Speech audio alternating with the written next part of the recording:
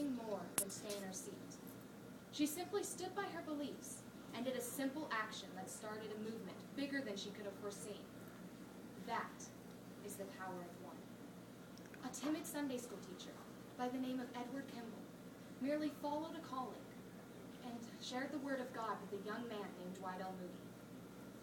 Although he might not have done anything great in the world's eyes, that one act of love started a chain reaction that changed many lives. But it started with that one man showing kindness to another. That is the power of one. But then one might ask about the people in power, as we like to call it. How did they get there? It did not just happen. They had to work to get that influence. It started with the little steps. One might ask about a person like Hitler.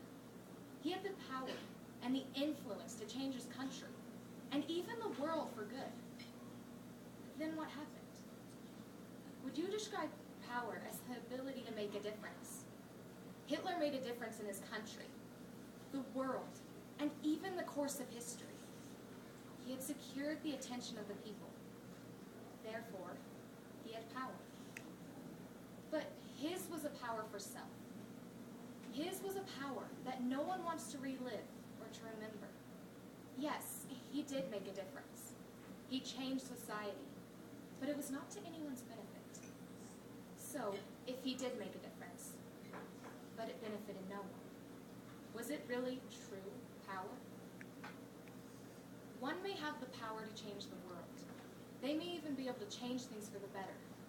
But as Marian Wright Edelman, the founder of the Children's Defense Fund, said, we must not, in trying to make big differences, ignore the small daily differences we can make, which, over time, add up to the big differences that we often cannot foresee.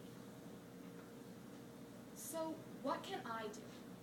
What can we, as normal people, do? Around us, every day, we hear of how a government official is changing the world as we know it. We hear the stories of how someone made a difference, of how they impacted someone's life. But we may think, great for them, or something along the lines of, but I'm not them. What can I do? I think many of us let the fact that we cannot make a major change intimidate us, and then, as a result, do nothing. But, as Sidney Smith said, an English clergyman and writer, the biggest mistake is to do nothing, because we can only do a little. In 2005, Hurricane Katrina completely devastated New Orleans. With such great devastation, what could one do to help these people? What could one, from my small hometown of Chester, do to help these people who had faced such destruction and were so far away? But someone did. My neighbor, Faye Almond, saw a need and decided she was going to do something about it. She stood in front of the church and proposed her plan to help. She was prepared to stand alone, but her passion motivated others to action. That month, a group of 18 went to New Orleans to help others try and rebuild their lives.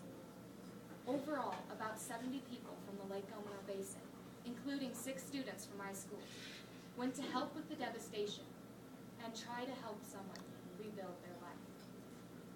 The power of one became the power of many, and through that power, they made a difference.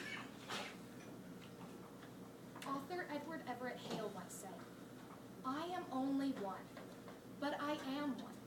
I cannot do everything, but I can do something, and I will not let what I cannot do interfere with what I can do. You have power inside of you. You have the power to change a life, or even the course of history, but it starts with you. When you see someone hurting, offer a kind word.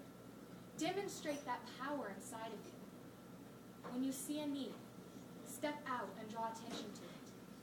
Who knows? Maybe someone else saw the same need, but did nothing.